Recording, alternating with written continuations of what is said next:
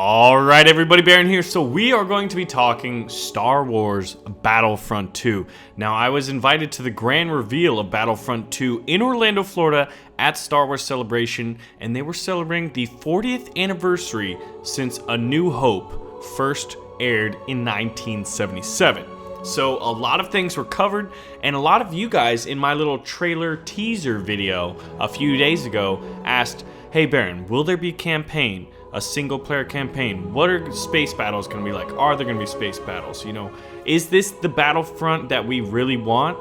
That we wanted the first time? Or is it just a kind of a remake of Battlefront, the first one by DICE in 2015? Well, we are going to go over that. And I can tell you this much. It's going to be pretty great. So, oh my god, that was kind of a Trumpism, wasn't it? Anyway, that aside. So, a lot of things were revealed at the reveal. Man, that was redundant, wasn't it? Anyway, but what you may not be aware of is there was this kind of secret panel, or rather invite-only panel after the reveal with the developers from DICE in Star Wars Battlefront 2. And I was one of the few that was able to go there. But I want to make this point so that you are aware of what we're able to do as a community and the opportunity that we have right now. So I am, I guess, asked by EA, DICE, and Star Wars Battlefront to kind of be involved in the process, right? There's a number of us who are YouTubers, streamers, and other people who are diehard Star Wars fans, or people like kind of in the industry, you could say. And they're all part of this, right? So it's this select group, and we get to play the games early, we get to play, you know, and kind of be a part of it. We get to share our feedback. What do we think about it? How does it play? Do we enjoy it? What needs to be changed? What do we like? What do we not like, right? And basically, that's a big reason why Star Wars Battlefront 2 is going to be a much different, and in my personal opinion, a much more improved version compared to the first one. So that being said, feel free to share your thoughts, your opinions, what you like, what you don't like, what you're excited for, and even, let's say you do like it, what you'd also like to see in the future, right? So basically, I'm going to be going over two videos because it was just too much. I just recorded it. It was 30 minutes long, and I was like, that's just too much. And I decided to kind of organize it again and reshoot it. But we're going to be going over, in this video, we're going to be going over single player campaign and space battles. And in the second video, we're going to be going over the all eras and classes system. And then we're going to be talking about the revamped multiplayer and gunplay and just revamped gameplay overall when you were to compare it to Battlefront 1 that came out in 2015. Battlefront 1 being DICE's Battlefront 1, because as we all know, there are two Battlefront 1s and two Battlefront 2s now. So, first and foremost, let's get into the single player campaign and what that is going to be about. So, it was really cool. Like I said earlier, we had the reveal trailer that everybody got to see. Then there was this Q&A, and then even after it, a lot of the DICE devs hung around, and I got to have some individual conversations with them, which were also pretty educational. So, single player campaign is being implemented, being designed by an entirely different studio than DICE. It's another one of EA's studios, and this is Motive Studios in Montreal, Canada. Now, DICE itself is in Stockholm, Sweden, so it's really kind of cool to see how they are investing a lot into this single-player campaign so that it can be a truly epic experience. Now, in the reveal that I'm sure all of us have seen right now, as I think the Battlefront 2 trailer is now at 6 million views on the official channel, so it is going to be a decades-long campaign. I've waited 30 years for this.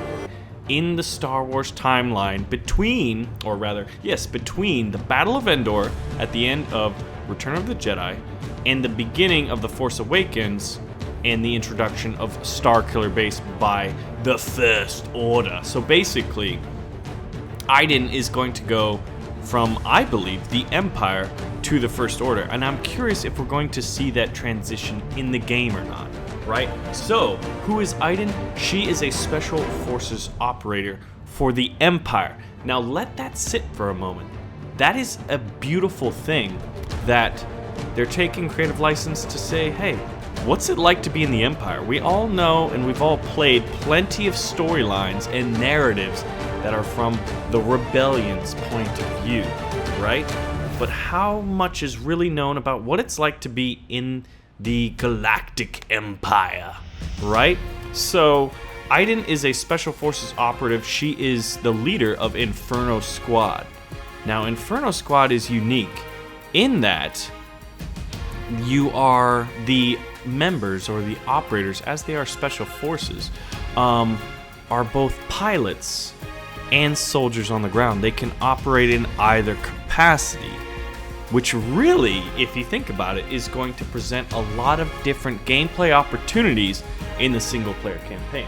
Now, what is confirmed is you are going to be able to play as a pilot, you're going to be able to play as a soldier on the ground, and you're going to get to play as a hero, and we'll talk a little bit more about that in just a moment. But what I speculate is, as you are a Special Forces operator, you're going to get to hop around between large open battles, infiltration and stealth type missions, and then even some infiltration and stealth type starship battles, and then even the giant starship battles where capital ships are involved, or just all out fracas in the emptiness, or rather the heavy concentration of space, when you consider there's going to be asteroids, capital ships, and, you know, tens and tens and tens, dozens and dozens and dozens of starfighters, both enemy and friend alike, right? So, Inferno Squad is going to be really cool. Another thing that's interesting about Iden is that she has this droid. Now, a droid accompanying a main protagonist is very classic and very Star Wars, right? You know, there's R2-D2, there's BB-8, and then there was that really saucy droid in Rogue One.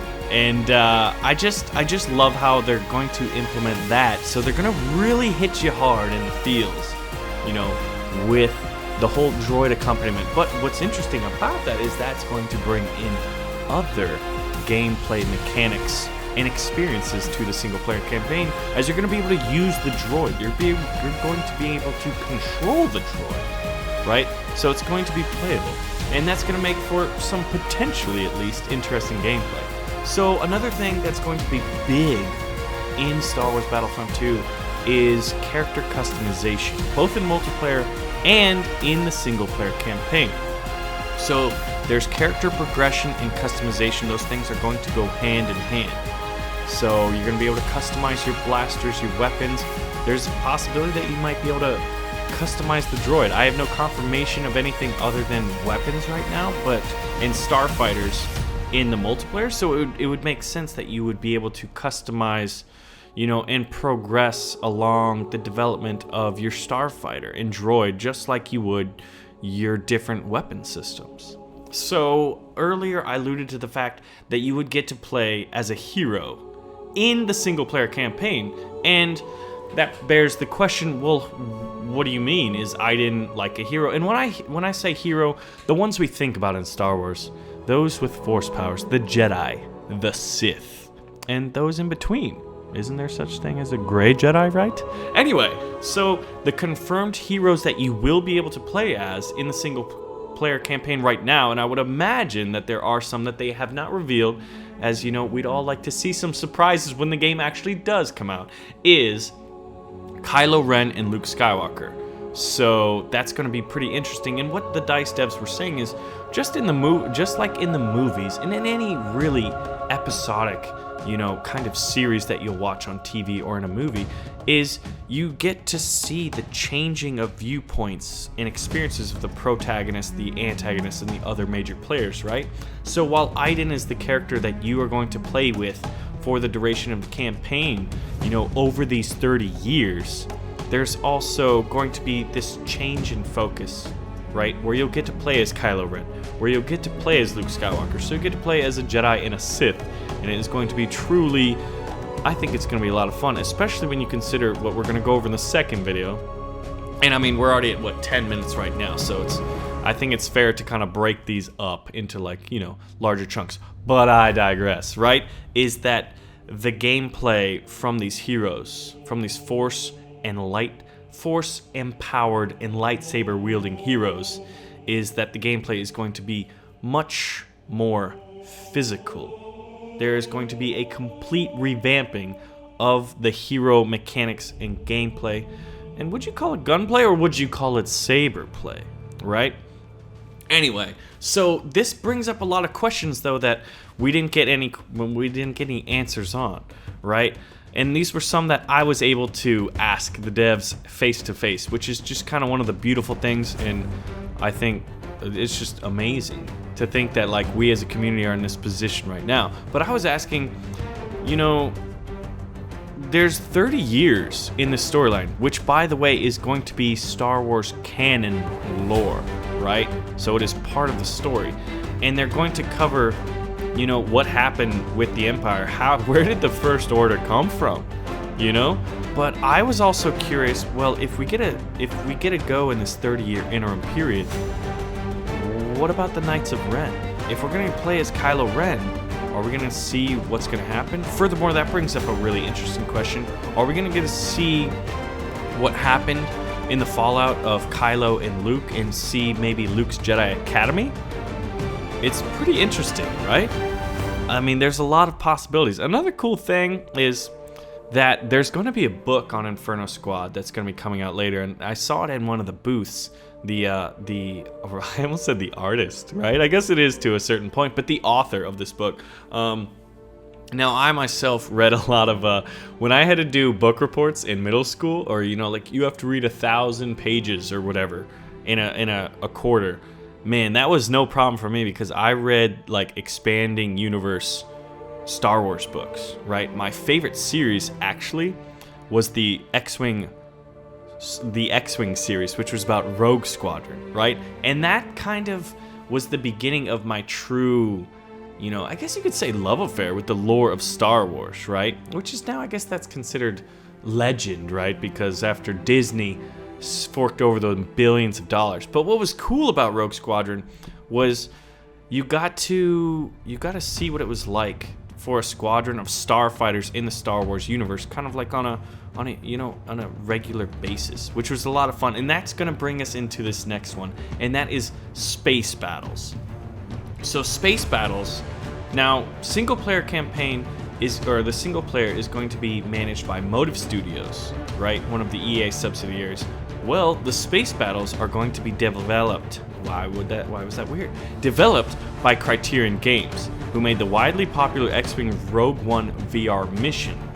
So space battles, like single player, are going to be handcrafted by a studio outside of DICE.